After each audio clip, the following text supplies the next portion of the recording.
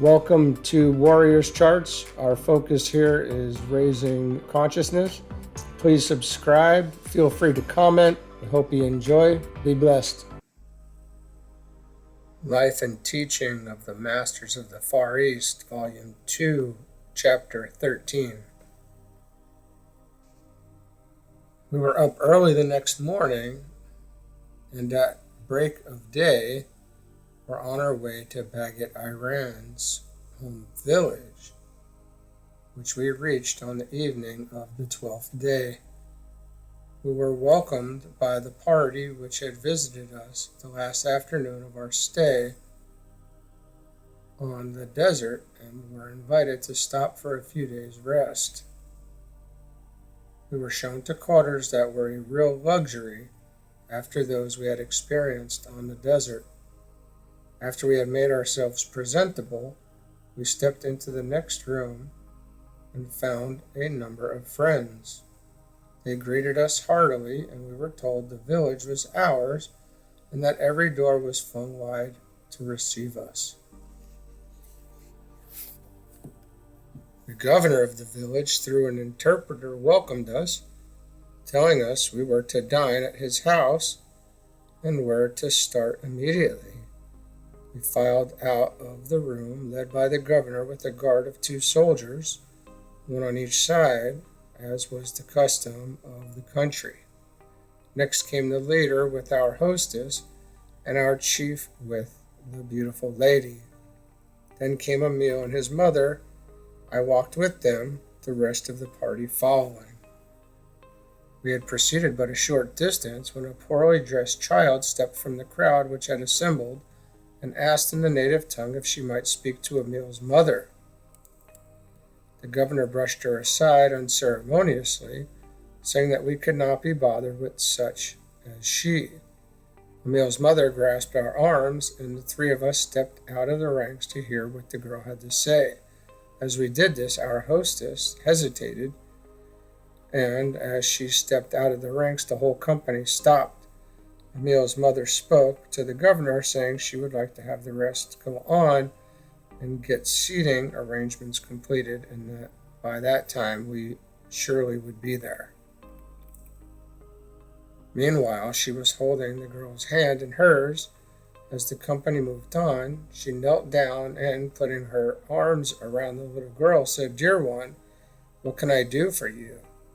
She found that the child's brother had fallen that afternoon, and they thought his back was broken. The child begged the lady to go with her to see if she could not help him, as he was in great pain. Emil's mother arose, explained the situation to us, and told us to go on, that she would go with the child, then come in later. The leader said that if it was permissible, he would like to go along. Emil's mother invited us all to go, so we turned aside, and following her and the girl as they walked hand in hand, the girl fairly leaping with joy. Our hostess told us that the girl was certain her brother would be healed by the great lady.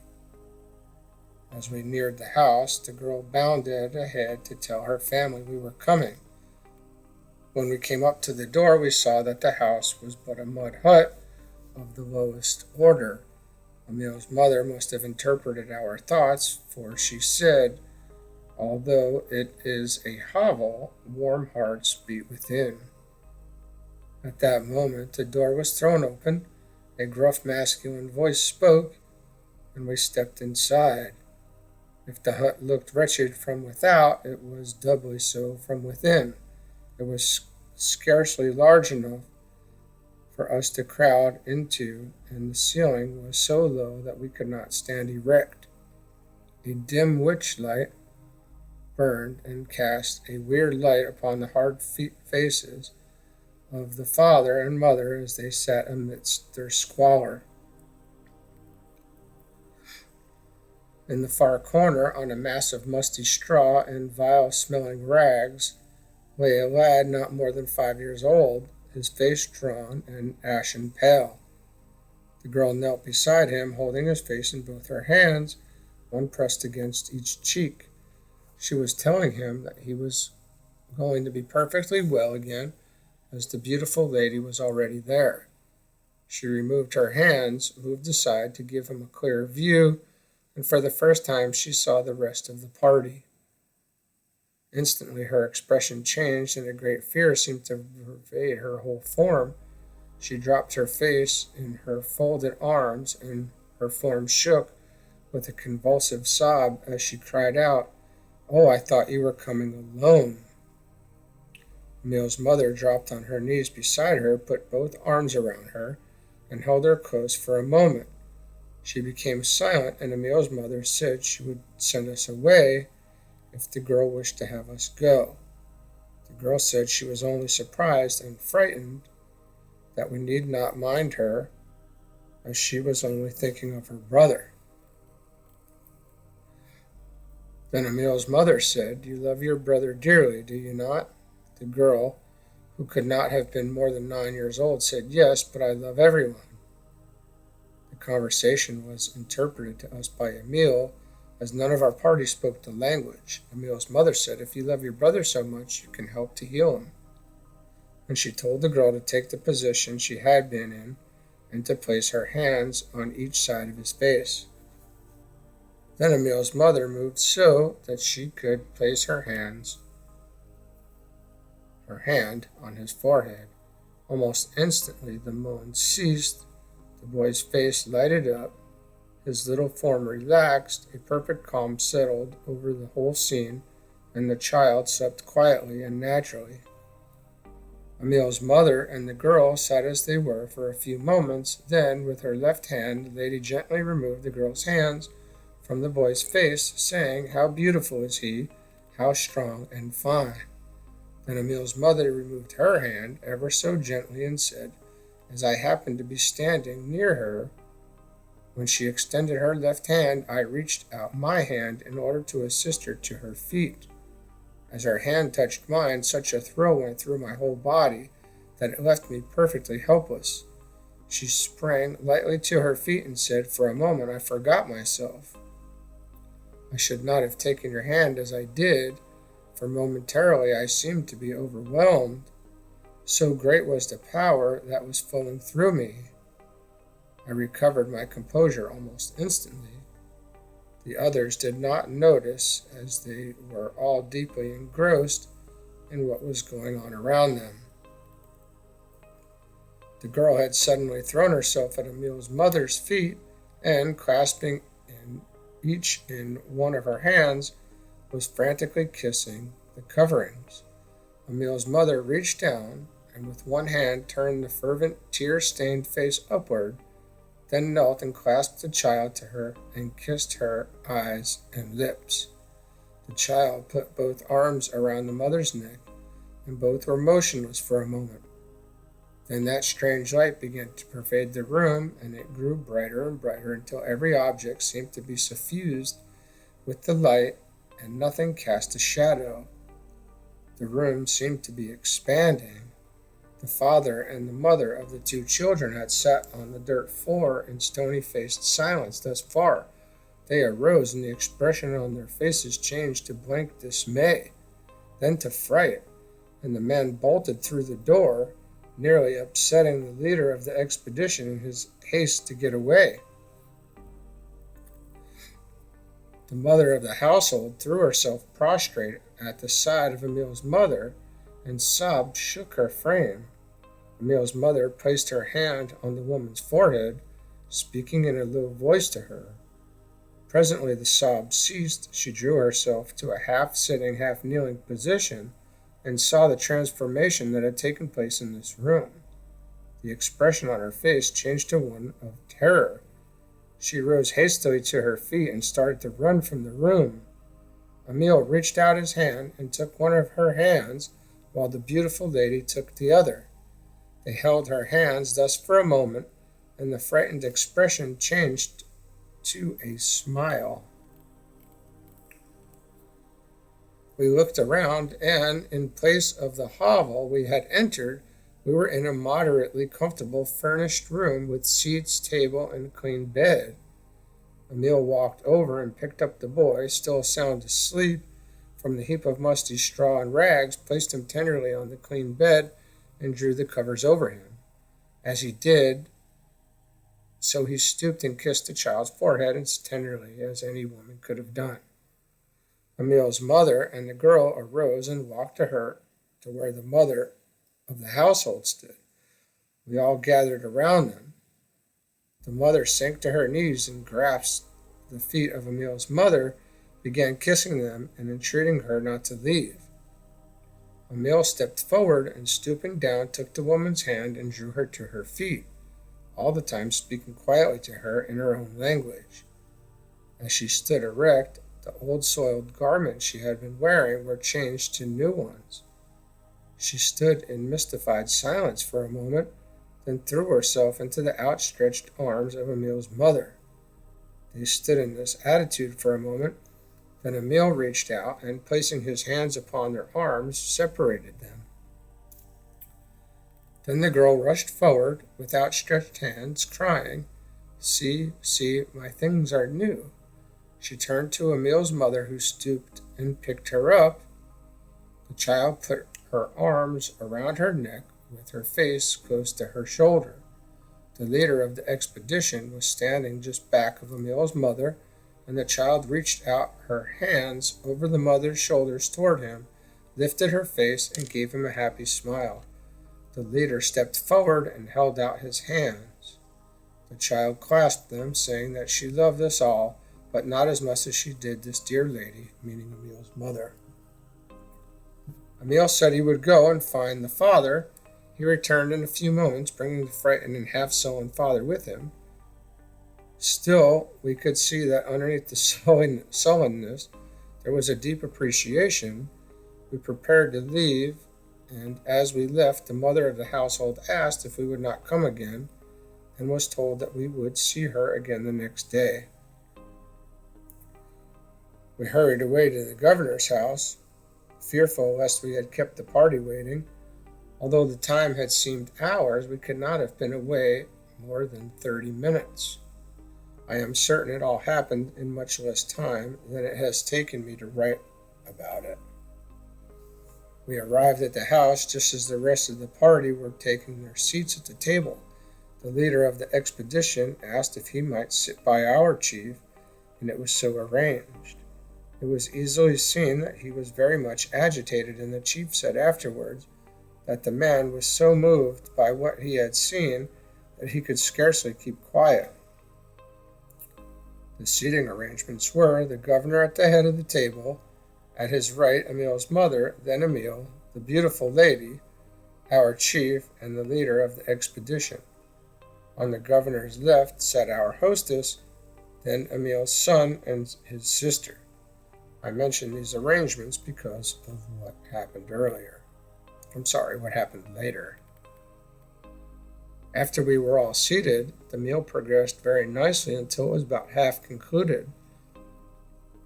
The governor addressed Baird T, asking him if he would not continue a talk he had started a short time before, which had been interrupted by the arrival of a governor from a larger village. Baird T arose and said they had been talking of the similarity of the lives of Buddha and Jesus. With our permission, he would continue the talk, but it would be necessary to speak in a language that the host understood, as it was not customary to have an interpreter unless the speaker did not speak the language of the people.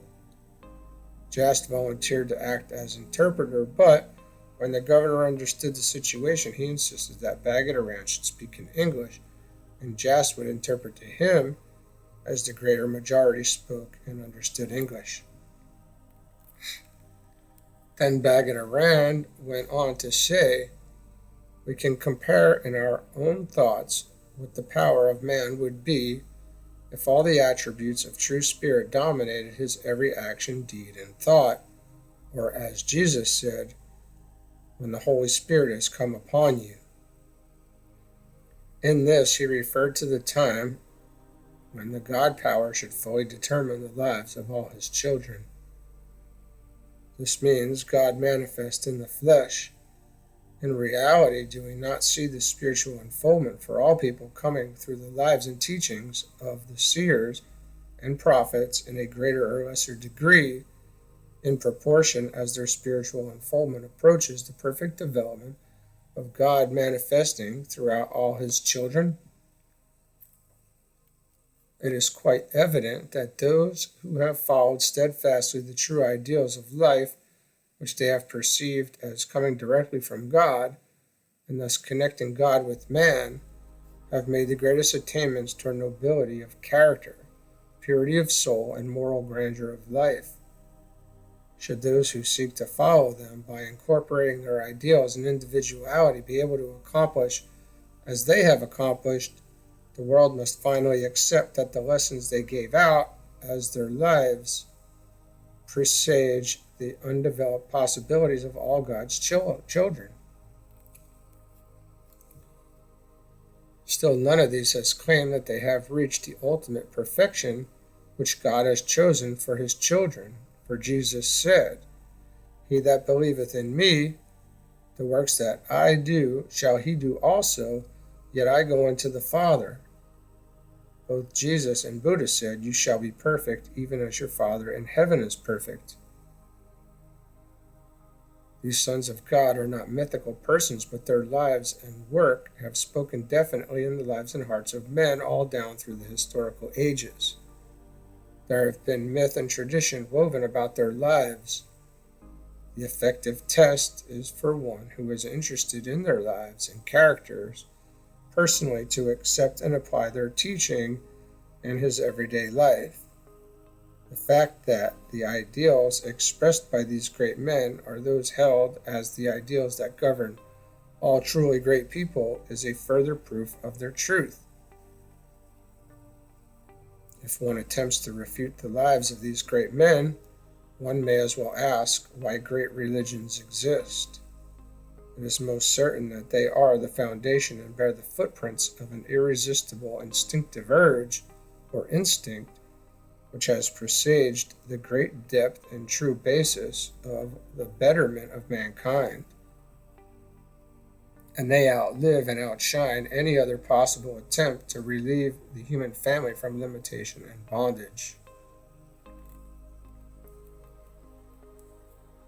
The records of these men's lives are preserved for us, and their lives become a legitimate source of inquiry and research if we will but open our hearts, pursue this inquiry with an open mind, and make their lives, teachings, and ideals our very own.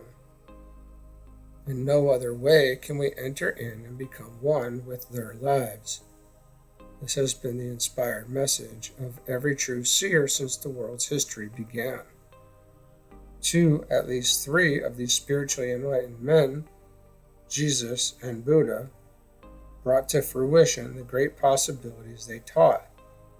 They have said in almost the same words, "I am the way, the truth, and the light of life for all men." In the divinity of their attitude, they assumed they could truly say, "I am the light of the world. He who follows me, he who walks and lives as I have lived, shall not walk in darkness, but shall have eternal life, and shall be abundantly free from all limitations."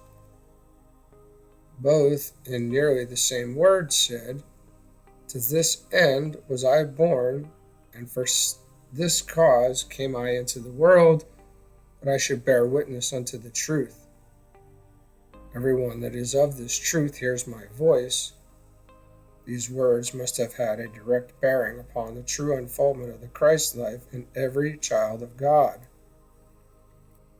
Do not all the religions of the world reveal a higher power in man that is struggling to be free from the limitations of sense? The scriptures of the different races are outward expressions of this intelligence. The book of Job in your Bible antedates all your history. It was written in this country, and its mystical meaning has been preserved through all the changes that have taken place, although it has been nearly smothered by the addition of folklore.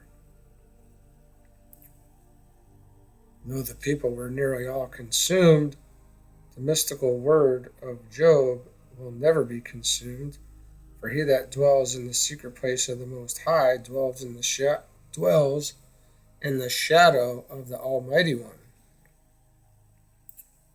Another thing we must see is that all scriptures came from religion, and not religion from the scriptures. The scriptures are a product of religion, not the cause of it. The history of religion came out of experiences, while the Gospels came out of all religions. You will soon find that unity of purpose and effort will be the most potent means to attain any desired end. Instead of numerous people thinking in all directions and pulling in as many, they will think as one. Then man will know what it means to give a long pull and a strong pull and a pull all together. Then you will see that when the unity of will is set in motion, all things are possible. When man casts the selfish satanic thoughts from his consciousness, the battle of Gog and Magog will cease, and this will not be accomplished by any outside deity. When Jesus said, "My words are spirit and they are life," he touched that inner word that created all things, and he knew that his word was filled with a life essence and the moving power that would produce the thing he desired.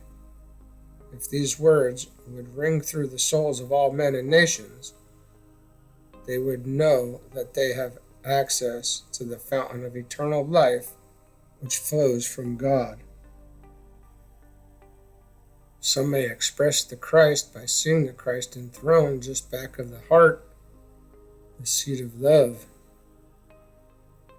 From this throne, see the Christ directing every activity of your body in perfect accord with God's immutable law, and know that you are cooperating with Christ in the ideals received direct from the divine mind.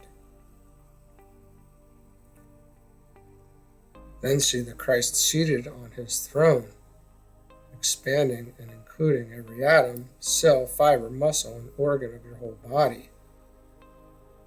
In fact, he has expanded until your whole body is the pure Christ, the only begotten Son of God, the pure temple where God is at home and loves to dwell. From this throne, you can call upon every center of your whole body. You can say to those centers that you are positive, loving, powerful, wise, fearless, a free spirit. You are pure with the purity of spirit. No mortal thought or desire or impurity can come near you. You are immersed in the pure Christ. The Spirit of life in the Christ makes you the pure temple of God. Here you may pause and say, "Father, in this as well as in all things, reveal the Christ, your perfect Son, to me." And bless the Christ. When you have realized the Christ, you may hold out your hand, and if it is gold you want, the gold will be there. Here he held out his hands, and there was a circular disc of gold, somewhat larger than an English sovereign, in each hand. He passed them to those sitting at his right and left, and they, in turn, passed them on until the discs had made the rounds of the whole table. We preserved them and had them examined by experts who pronounced them pure gold. If you wish to assist others, see the Christ enthroned in them as he is in you, and speak to the Christ in them as though you were talking directly to them. If you want to get a clear view of any subject, and you have at present, let the Christ speak mentally to the abstract soul of that subject or thing. Then ask the intelligence within the thing to tell you about itself. God's children are just as necessary to him in the carrying out of his perfect plan as any plant, flower, or tree is. and it is necessary for them to cooperate in the perfect way which he sees. It was the withdrawal of man from this perfect plan to cooperate that threw the world out of balance and caused great waves to sweep over and destroy the greater portion of his children. It is the perfect thought of love cooperating with poise and power in the hearts of God's children that holds the earth in balance. When they dissipated that force in thoughts of sin and lust, it swung so far out of balance that the great waves rushed over and nearly annihilated man and the work he had accomplished. At that time, man had accomplished far more than he has today, but God cannot control man's thoughts of love and balance, or hate and unbalance. They are for man to control. When the thought force that threw the earth out of balance was dissipated by the great cataclysm it had brought on, then God in his mighty power could restore the earth to its proper equilibrium or balance. But as long as man's thought held sway, God was powerless to act. Here Baird T ceased speaking and took his seat. We had noticed that our host, the governor, had betrayed signs of uneasiness and considerable excitement. And when Baird T took his seat, our host's excitement burst forth in an exclamation which carried the meaning of dog of Christian, you have defamed the name of our fair Buddha, and you shall suffer. At this, he pulled a cord that hung from the ceiling near him. Instantly, 3 doors flew open at the opposite ends of the room from where he was sitting, and in rushed 30 soldiers with drawn swords. He had risen from his seat at the table, and the 2 guards who had accompanied him and were standing just back of his chair during the meal stepped forward to his side. Raising his hand, he gave an order. 10 of the soldiers came forward and arranged themselves along the back wall where Baird was sitting. 2 stepped forward and took their stand just back of and on each side of his chair. The commander walked forward and stood at attention a short distance from where the governor and his 2 guards stood. Not a word had been spoken by any of the company, and scarcely a move had been made. We sat completely overcome by the suddenness of the change. Then a deep silence seemed to fall, and a strong light blazed forth in the room at the head of the table, just in front of where the governor stood. Every eye was upon his face as he stood with upraised hand, and though about to give another order, but his face was ashen pale, and a look of horror had come over it. A dim form seemed to be standing on the table before him. All heard the word "stop" pronounced clearly and very forcefully, and the word itself stood out in flaming letters between the dim form and the governor.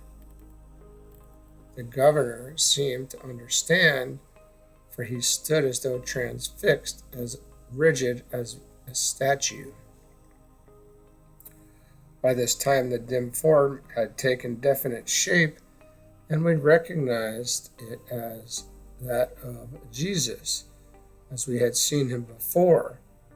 But the thing that amazed us was that another dim form was standing beside him, and it was this form that was holding the attention of the governor and all the soldiers. They seemed to recognize and to fear the dim form that stood by the side of Jesus far more than they did Jesus. As we looked around, they were standing perfectly rigid. As the second form grew more distinct, it raised its right hand as Jesus had done, and at this every sword fell from the soldiers' hands, clattering to the floor. The room re-echoed with the sound, so deep was the stillness. The light seemed to glow with a far greater intensity. Indeed, so intense did the light become that we could scarcely see. The commander was the first to recover. He stretched forth his hands, exclaiming, "Buddha, our Buddha, the Sublime One." Then the governor exclaimed, "It is indeed the Sublime One," and threw himself prostrate on the floor. The two guards stepped forward and assisted him to his feet, then stood silent and immovable as statues. A shout went up from the soldiers who had arranged themselves at the far end of the room.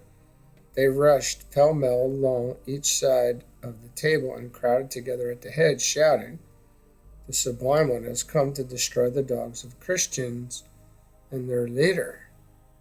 At this, Buddha stepped back upon the table until he could look them all in the face and raised his hand with the words, "It is not once that I say stop, not twice that I say stop, but 3 times that I say stop." Each time when he pronounced the word, it appeared in flaming letters, as it had when Jesus had pronounced it, and the word did not disappear, they remained. The crowd of soldiers again stood and stared as though transfixed, some with their hands in the air, some with 1 foot from the floor, in the attitude in which they happened to be at the instant Buddha had raised his hand. He again walked to where Jesus stood, and placing his left hand under Jesus' raised arm, said, "In this, as in all things, I support the upraised hand of my dear brother here." Then he placed his right hand upon Jesus' shoulder, and they stood in this attitude for a moment. Then both stepped lightly from the table, while the governor, commander, guards, and soldiers fell back, staring at them with blank, ashen faces. The governor sank into his chair that had been moved back until it was against the wall of the room, and every one of the company gave vent to a sigh of relief.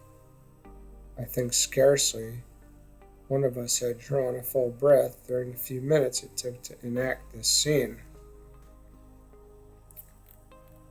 The Buddha locked his arm in that of Jesus, and the two walked directly in front of the governor.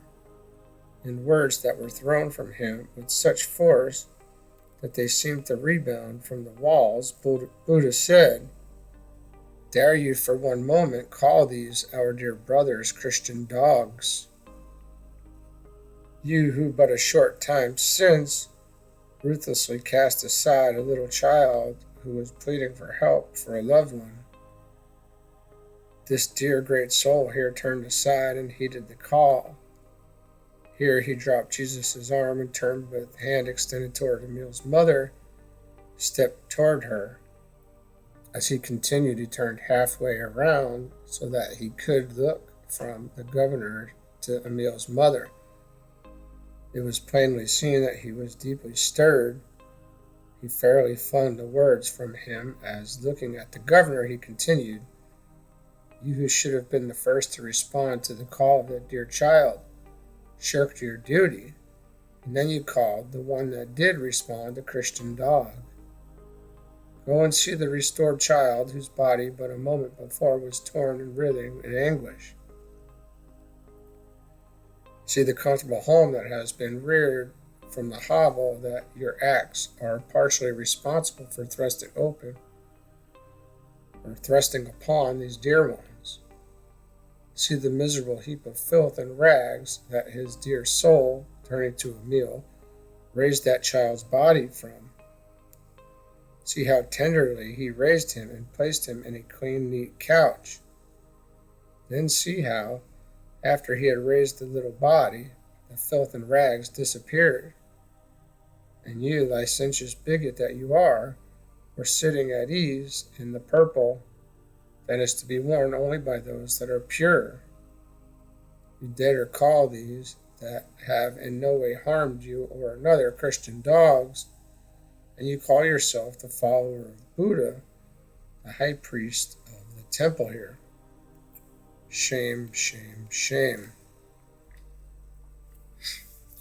It seemed that every word would hit the governor, the chair, and the draperies about him and rebound. At any rate, they were sent with such force that the governor trembled, and the draperies fluttered as though they were blown by a strong wind. There was no question of an interpreter. The governor did not need one. He understood perfectly, although the words were spoken in the purest English. Buddha turned and walked to the two men who had received the gold pieces and asked if he might have them. They handed the discs to him, and with these in his open hand, he walked back to the governor and addressed himself directly to him, saying, "Put forth your hands." The governor did so, but they were trembling so greatly that he could scarcely hold them out. Buddha dropped a disc in each hand, and almost instantly it disappeared. Buddha said, "See, even pure gold will fly from your hands." And the two discs landed almost simultaneously on the table before the two men that had first received them. Buddha reached out both hands, placed them on the governor's outstretched hands, and in a mild, calm voice said, "Brother, you need not fear. I do not judge you. You are only judging yourself." He held his hands thus and stood quietly until the governor became calm. Then he removed his hands and said, "You are quick to fly with your swords to redress what you judge to be wrong. But remember, when you are judging and condemning other men, you are judging and condemning yourself." He returned to Jesus' side as he said, "We who know stand together for the common good and brotherly love of all mankind." Here again linked his arm with Jesus and said, "Well, brother, I think I took this affair out of your hands entirely. It is all in your hands now."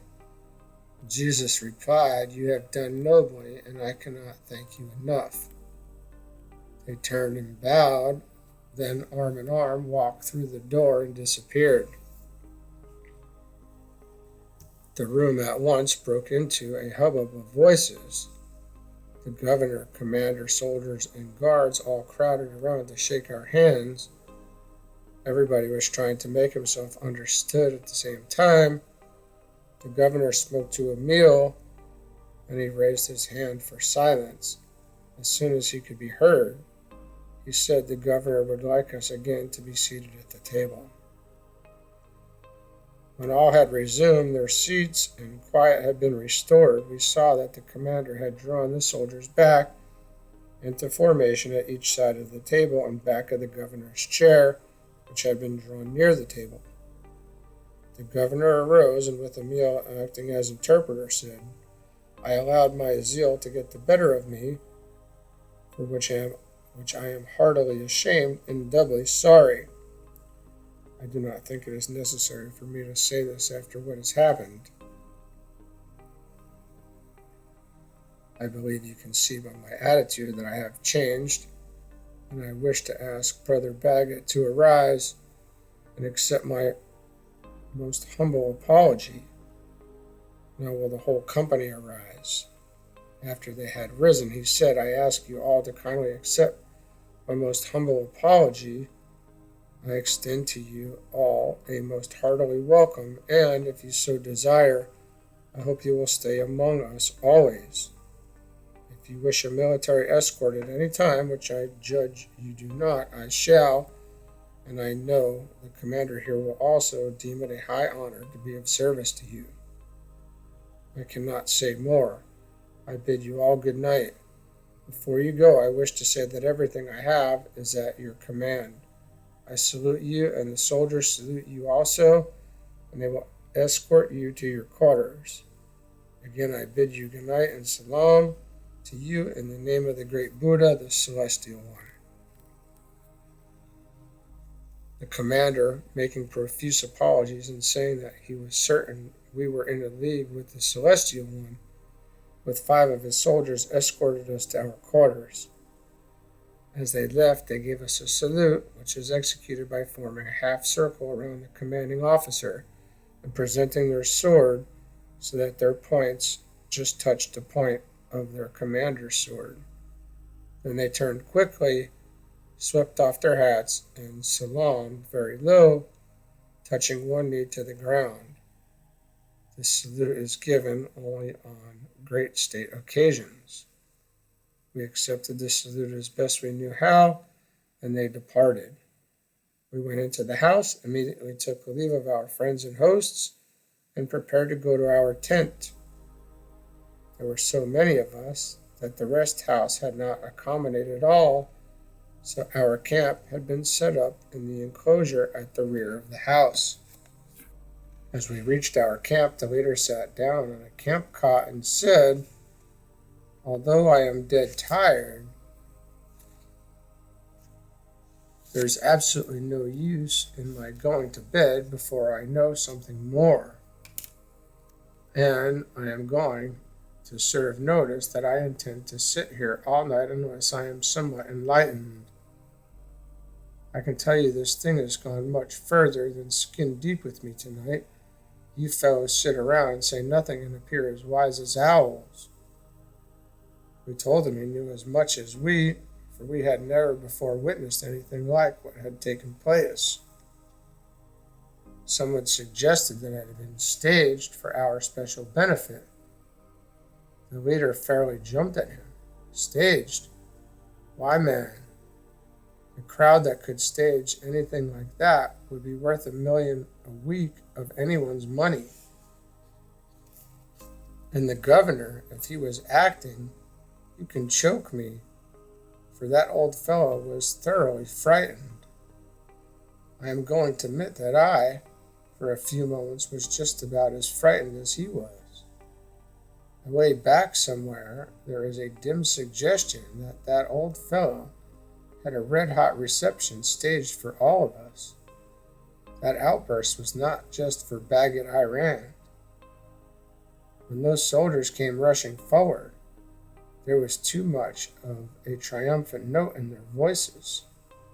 If I am not mistaken, they were all in on a deeper play than we were aware of. That same something suggests that, for a moment, they thought Buddha had come to help them. When they saw the whole scheme had gone against them, their very bodies dropped. And when I think of it, I remember that they dropped their swords. Say, did not Buddha have power? Just see how he threw those words at the old governor. He seemed much more powerful than Jesus did, but then it was his side that needed bolstering up. For our side, under the circumstances, had all the best of that event. But didn't the old governor get a boost? I'll bet by this time he feels like lifting himself over a fence by his own bootstraps. When Buddha clasped his hands, it actually looked to me as though the fellow jumped right out of his old self. We were going to hear a lot more of him before another sun, if I am not mistaken, and I am going to predict that it is good, for that old one is a power in his land, or in this land. If he got the wonderful uplift that I did out of it, I would not mind being in his boots after all. We talked of the things we had seen and heard, and before we realized how the time was passing, dawn began to break. The leader arose, stretched his arms above his head, and said, "Who needs any sleep? I don't believe I do after listening to you talk." We lay down fully dressed for an hour's rest before breakfast.